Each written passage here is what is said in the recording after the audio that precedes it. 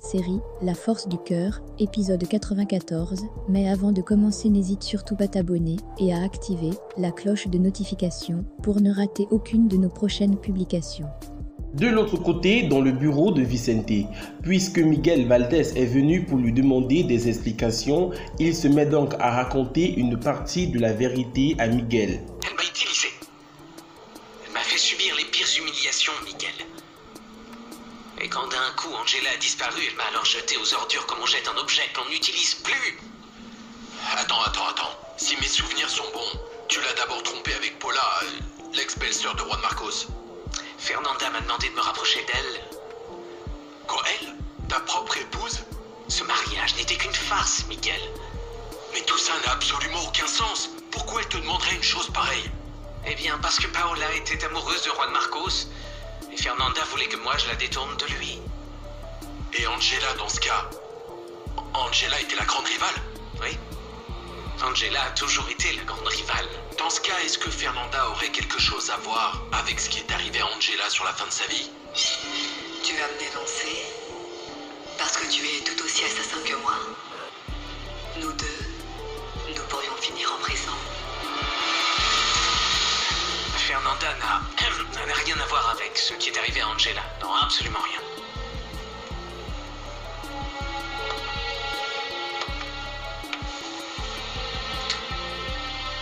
Pourquoi est-ce que je ne te crois pas? Pourquoi tu te tais? Par amour? Par peur? Ou est-ce que toi aussi tu as quelque chose à voir avec ce qu'a fait Fernanda?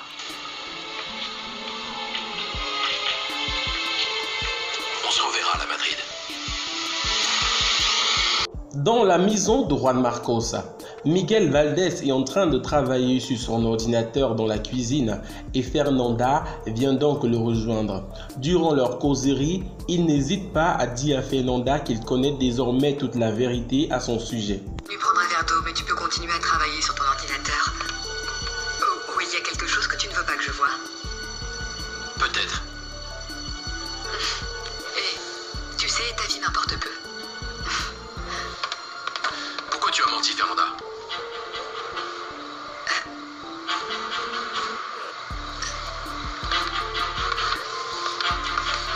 Pardon. Tu as menti. Pourquoi tu as dit que ce sont des amis d'Angela qui t'ont attaqué, alors que celui qui l'a fait, c'est Vicente la Madrid, ton ex-mari? Maintenant, tu me lâches. Miguel, qu'est-ce qui se passe ici? Il se passe que Fernanda nous a menti. Ce ne sont pas des amis d'Angela qui l'ont attaqué. C'est Vicente la Madrid qui l'a attaqué, son ex-mari. J'ai même des preuves. J'ai les enregistrements du GPS, l'endroit où elle a été d'après l'amener, et même les aveux de ce charmant Vicente si c'est nécessaire. Comme ça, tu espionnes mon GPS? Évidemment, Fernanda. Les machines ne mentent pas. Tu as enregistré cette adresse pour pouvoir rentrer chez toi. Et je sais que tu n'as jamais été dans un coin reculé comme tu l'as dit.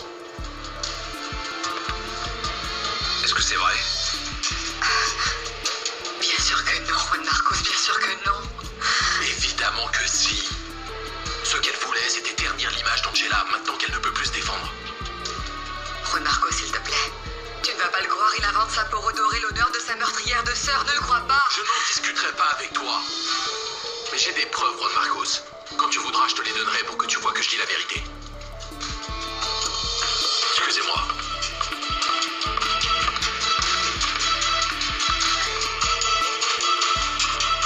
Tu le crois? Oui. Je le crois. De l'autre côté, dans son appartement, Willy est en train de dîner avec Lorena. Il propose donc à celle-ci de venir vivre avec lui dans son appartement. Oui, mais non. Vivre ici, dans l'appartement de Samantha, avec toi, non, je ne crois pas. Mais pourquoi, Lorena? Je ne te demande pas d'être ma partenaire. Je te demande de venir vivre ici pour que je puisse t'offrir des soins, un abri, de la compagnie, une famille. Samy va comprendre. Elle va l'accepter, c'est le mieux pour notre garçon, pour notre fille. Oui, mais je ne sais pas En plus, elle a déjà refait sa vie. Vivre comme ça, ici, ensemble, non, mauvaise idée. Mais pourquoi pas? Je ne vois pas où est le mal. Je débarrasse. Oui, j'ai fini. Au sujet de la proposition que tu viens de me faire, je vais en parler avec Samantha et voir ce qu'elle en pense. Quelle proposition? Ah... Non, je vais lui en parler, ne t'inquiète pas, elle va comprendre. Ah, tu crois? Je le crois et j'en suis complètement certain. Lorena, que ce soit bien clair. Tu portes en toi ma fille ou mon garçon. Tu es la dernière femme au monde avec laquelle il se passerait quelque chose.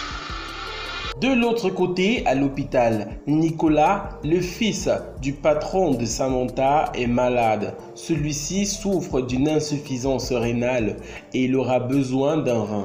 À ses côtés, il y a donc Samantha qui est en train de l'épauler. Elle profite pour lui raconter son histoire avec Willy. Ça peut paraître dingue, mais il est très responsable. Par exemple, il a commencé à s'occuper de l'entreprise. Mais il te fait souffrir. Non, il n'est pas comme ça. Ce qu'il y a, c'est que je suis une femme très jalouse. Mais depuis que nous nous sommes mariés, il ne m'a donné aucun motif de l'être, tu sais. Tu penses qu'il est fidèle? Oui, je le crois. Je le crois. Excuse-moi.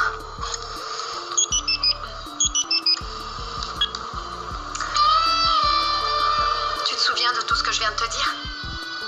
Eh bien, oublie-le vite. Parce que Guillermo del Castillo est toujours aussi immature, un playboy et tout ça. Wow. Comment ça, wow? Je te parle sérieusement, Nicolas.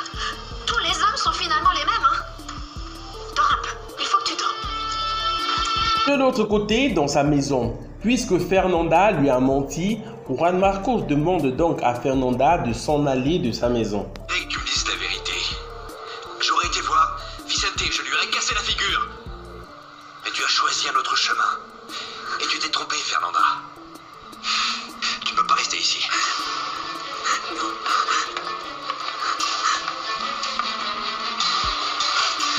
J'ai besoin d'un peu de distance. Non, ne dis pas ça, s'il te plaît. Je dirai à Genesis que tu fais un voyage d'affaires. De l'autre côté, dans la rue, Angela, qui est devenue complètement amnésique et a perdu la tête, ne se souvient plus qui elle est. Elle demande donc des informations sur elle à la maman de Willy, mais celle-ci ne lui dit pas la vérité.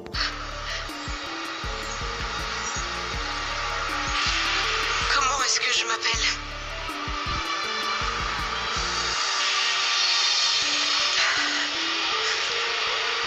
Mais la grosse.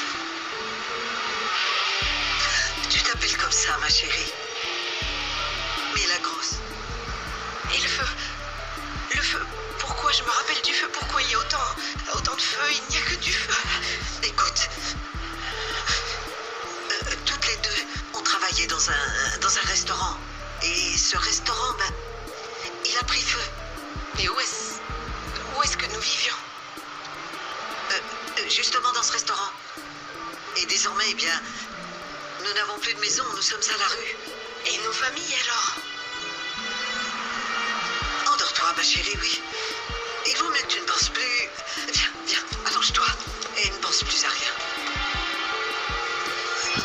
Dans l'appartement de Samantha et de Willy, puisque Willy a passé toute la nuit dans son appartement avec des femmes.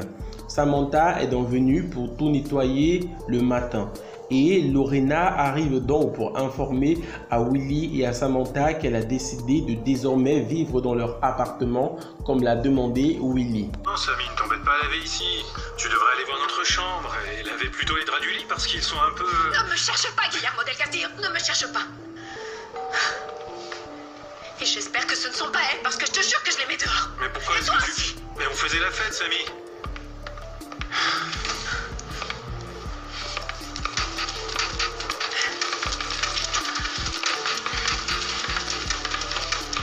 Salut Willy. C'est décidé. Je viens vivre ici. Puisque son fils Nicolas est malade, le patron de Samantha se rend dans la maison de Bernardo del Castillo pour informer celui-ci qu'il a pris la décision de dire à Samantha et à Willy qu'ils sont les parents de son fils. Surprise de vous voir ici.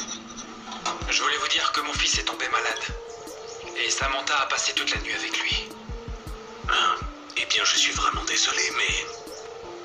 En quoi je peux vous aider? J'ai beaucoup réfléchi. Et je vais dire à Nicolas que Samantha et Willy sont ses parents biologiques. Voilà les amis, c'était donc tout pour cet épisode de La Force du Cœur. N'hésitez surtout pas à vous abonner et à activer la cloche de notification pour ne rater aucune de nos prochaines publications.